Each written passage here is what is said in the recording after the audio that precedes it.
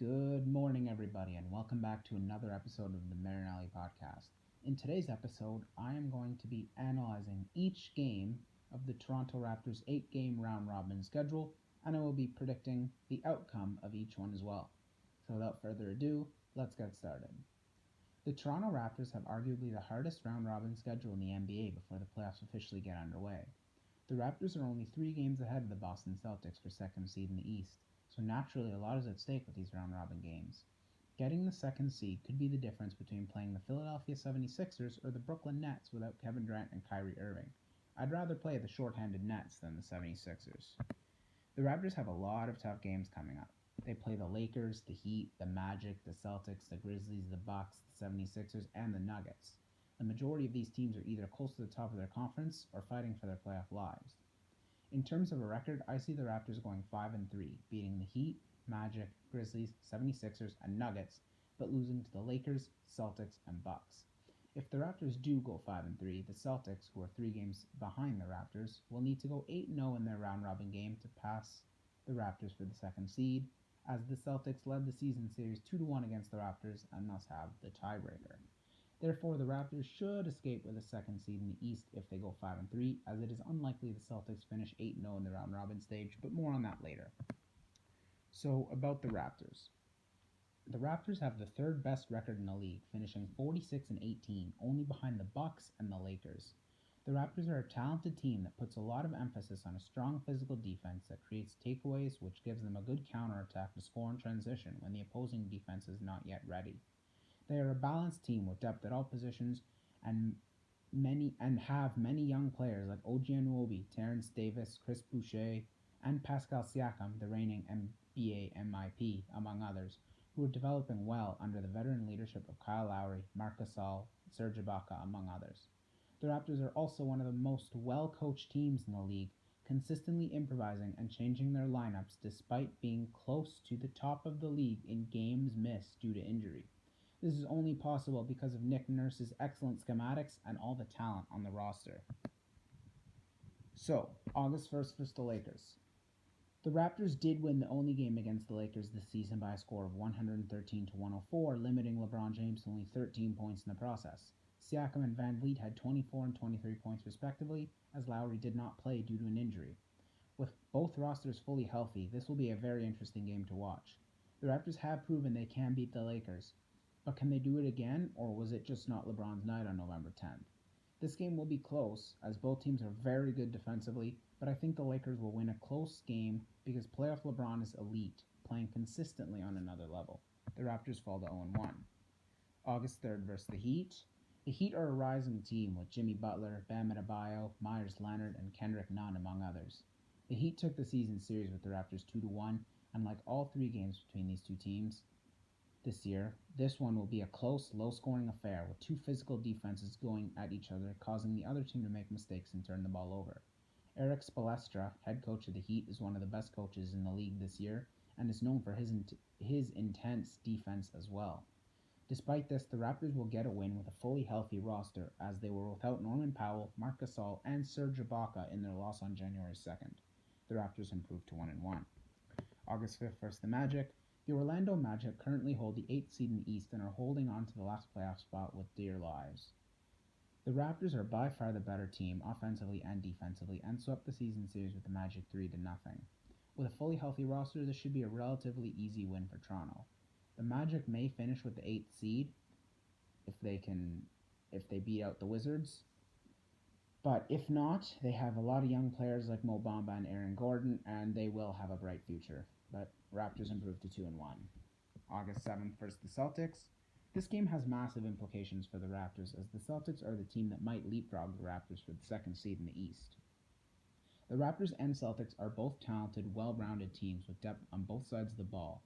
They both are tough defensively, which leads to a strong transition game, which leads to a lot of points scored by both teams.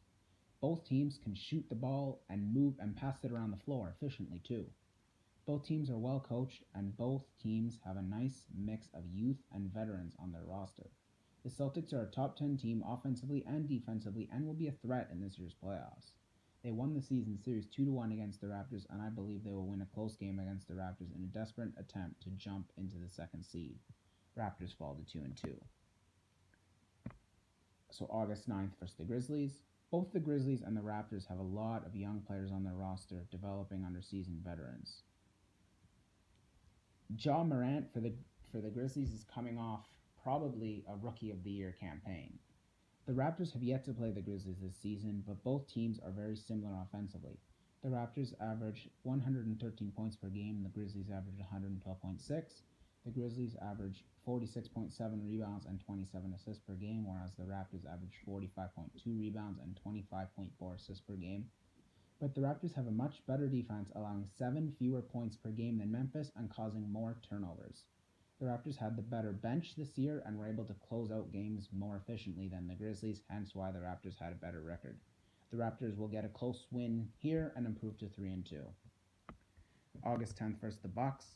So fresh off a win versus the Grizzlies, the Raptors play their second game in 2 nights against the best team in the league. It's not easy to play the best team in the league, especially after they had a day off before the game. The Bucks and the Raptors are two of the best defensive teams in the league, with Giannis Antetokounmpo leading the way for Milwaukee and everyone playing good defensive basketball following Nick Nurse's defensive game plan in Toronto. Both teams are able to score a lot of points as well. Giannis can score from all over the floor. He has even improved his three-point shot, making him even more lethal. But he and the Lopez brothers score a lot from the paint, rebound, and defend the glass for the Bucks. Gasol, Siakam, and Ibaka do the same for the Raptors. Chris Middleton and Eric Bledsoe can hit the mid-range and three-pointer for Milwaukee. Kyle Lowry and Fred VanVleet do the same for the Raptors. Both teams are very well coached too. Nick Nurse and Mike Budenholzer are two of the top coaches this year. The Bucks won the season series 2-0, but the Raptors were without some key players for both games. The Raptors may be able to get a win with a fully healthy roster, but I don't know if they can beat the Bucks without a superstar leading the way for everyone else on the team to shine. And maybe if the Raptors had a night off, they would beat.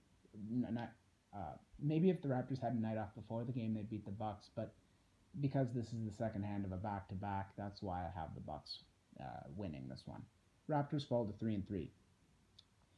Just a quick note about the Bucks as well. Eric Bledsoe is not yet arrived in Orlando. I believe he did test positive for COVID, and I'm not sure if he will fully recover in time for the games. But anyways, August 12th versus the 76ers. So the Raptors won the season series 2-1 against the 76ers. However, all 3 games between these two teams were very close. In 2 games, the Raptors and 76ers were separated by 6 or fewer points, and in the third game, the Raptors only won by 12. The 76ers have been decent this year, finishing with a 39-26 record and are only 4.5 games back from the 3rd seed Boston Celtics at 43-21. The 76ers have a very good roster of players such as Joel Embiid, a two-way threat, Ben Simmons, who has improved his three-point shot, Tobias Harris, and Al Horford, among others. They are a top 15 offense in the league, shooting .465% from the field, 10th in the league, they are a top 15 offense in the league, shooting .465% from the field, which is 10th best in the league. They are shooting .362% from beyond the arc, which is 14th best in the league, and averaging 10.4 offensive boards per game, which ranks 16th in the NBA. They are also a top 15 defense in the league as well, allowing opponents to shoot only .462% from the field, which is 16th best in the league, and .354% from 3, which is 15th best in the league.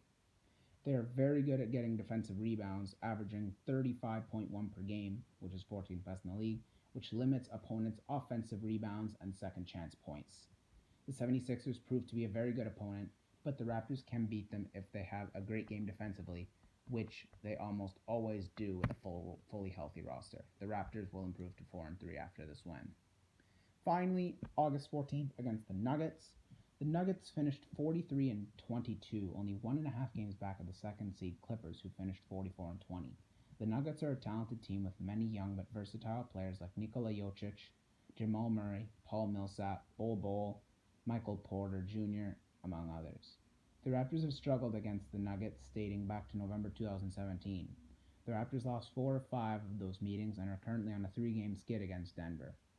This season, the Raptors lost 133 to 118 against the Nuggets, but were shorthanded on defense as Marc Gasol and Serge Ibaka, two key bigs who excel at getting rebounds, defending the rim, and making passes to start the transition attack, missed the game due to injury.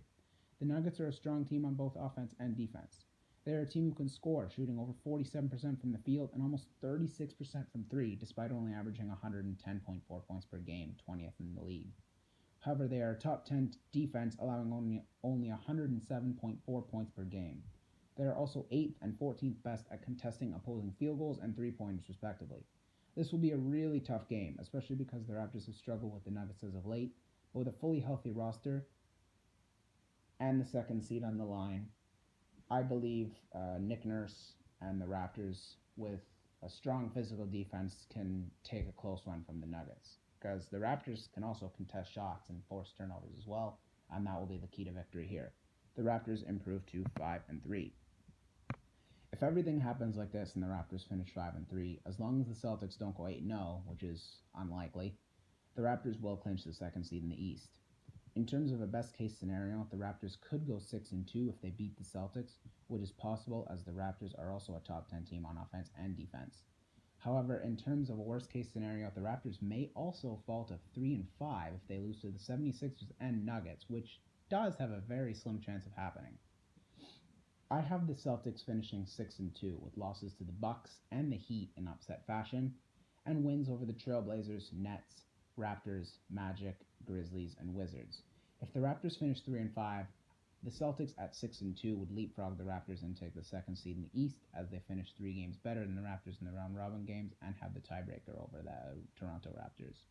But that's a worst-case scenario. I don't see the Raptors going 3-5. I see them going 5-3 at least. If the Raptors go 5-3, the Celtics at 6-2 or even 7-1 if they beat the Heat will not leapfrog the Raptors for the second seed in the East, as they will still be 1 to 2 games back. Therefore, the Raptors should be able to get the second seed in the East and will get to play the shorthanded Brooklyn Nets in the first round of the playoffs. And because the Nets are missing so many players,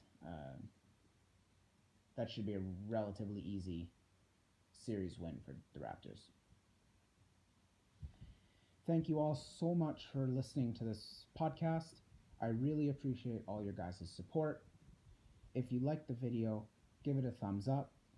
And please consider subscribing if you like content like this. Subscribing, it takes 2 seconds, it's free, and you can always unsubscribe if you change your mind later. Again, thank you so much for watching. I appreciate the support. See you next time, guys. Cheers.